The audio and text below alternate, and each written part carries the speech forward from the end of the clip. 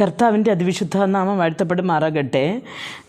സദൃശവാക്യങ്ങളുടെ പുസ്തകം 12-ാമത്തെ അധ്യായം അതിൻ്റെ 25-ാമത്തെ വാക്യത്തിൽ നാം ഇങ്ങനെ വായിക്കുന്നു: മനോവ്യസനം ഹേതുവായി മനുഷ്യൻ്റെ മനസ്സിടിയുന്നു, ഒരു നല്ല വാക്കോ അതിനെ സന്തോഷിപ്പിക്കുന്നു എന്ന് കാണുന്നു. പ്രിയ ദൈവമക്കളെ, കലഹങ്ങളും പോരാട്ടങ്ങളും നിറഞ്ഞ ഒരു യുദ്ധങ്ങളും നിറഞ്ഞ ഒരു ജീവിതവും പോരാട്ടമാണ് നമ്മുടെ ജീവിതം എന്ന് പറയുന്നത്. അപ്പോൾ ഓരോ ദിവസവും നമ്മുടെ ജീവിതത്തിൽ വരുന്ന ചില കാര്യങ്ങൾ, ചില വാക്കുകൾ, അല്ലെങ്കിൽ ചില നാം നോക്കാതിരിക്കുമ്പോൾ തന്നെ വരുന്ന ചില പ്രതികൂലങ്ങൾ കൊണ്ട് നാം മനസ്സിടിഞ്ഞു പോകാറുണ്ട്.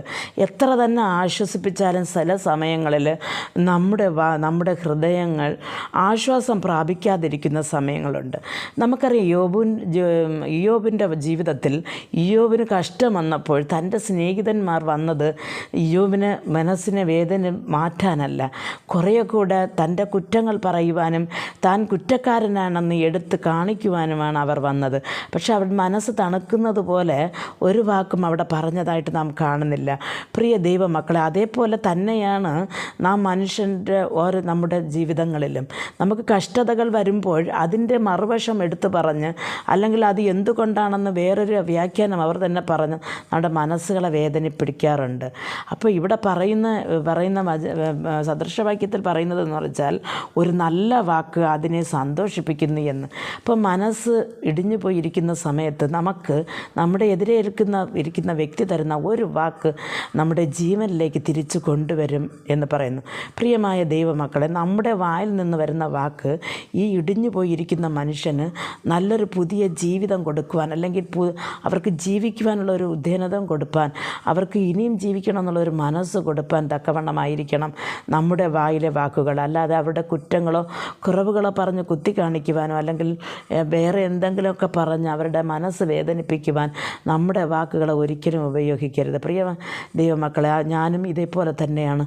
മനസ്സിടിഞ്ഞിരുന്ന സമയത്ത് പലരും എന്നോട് വന്ന് പലതും സംസാരിച്ചിട്ടുണ്ട്. പക്ഷേ ഒരു ചിലരെ വർത്തമാനമല്ലാതെ എന്നെ ആശ്വസിപ്പിക്കുവാൻ ആരുടെ വാക്കുകൾക്കും കഴിഞ്ഞിട്ടില്ല. എന്ന് പറഞ്ഞാൽ ഒന്നോ രണ്ടോ വാക്കുകൾ പറഞ്ഞാലും ചിലർ പറയുന്ന വാക്കുകൾ എനിക്ക് അങ്ങനെ അതൊരു ഹൃദയത്തിലൊരു ആശ്വാസമായിരുന്നതുണ്ട്. പ്രിയ ദൈവമക്കളെ, അതേപോലെ തന്നെ നമ്മുടെ വാക്കുകൾ എപ്പോഴും അടുത്തവൻ്റെ ഹൃദയം നാം സന്തോഷിപ്പിക്കുന്നതായി, അല്ലെങ്കിൽ അവരുടെ മനസ്സിൻ്റെ ആ ഒരു മടുപ്പ് മാറ്റുന്നതായി, അല്ലെങ്കിൽ അവർ ആയിരിക്കുന്ന ആ മേഖലയിൽ ഒന്നുകൂടെ ഞാൻ എണീറ്റ് എന്നെക്കൊണ്ട് ജീവിക്കുവാൻ സാധിക്കുമെന്നുള്ള ഒരു ഉറപ്പ് നൽകുന്നതായി നമ്മുടെ വാക്കുകൾ ഇരിക്കണം. അത് ദൈവം ഏറെ ഇഷ്ടപ്പെടുന്നു. അങ്ങനെ ഒരു വാക്ക് നമുക്ക് കിട്ടുവാൻ പ്രാർത്ഥിക്കാം.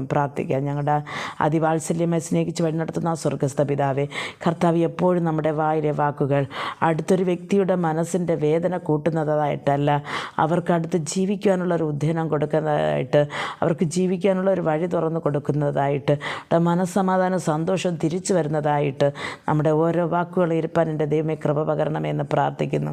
അങ്ങയുടെ വചനം കൊണ്ട് ഞങ്ങളുടെ വാകളും മനസ്സും നിറയ്ക്കണമെന്ന് പ്രാർത്ഥിക്കുന്നു. ദൈവത്തിൻ്റെ കരങ്ങൾ തരുന്നപ്പാ, നിൻ്റെ രാജ്യത്തിൽ ഞങ്ങൾ വരുന്നത് വരെയും അങ്ങയുടെ വലതുകരം പിടിച്ച് ഞങ്ങളെ നടത്തണമേ.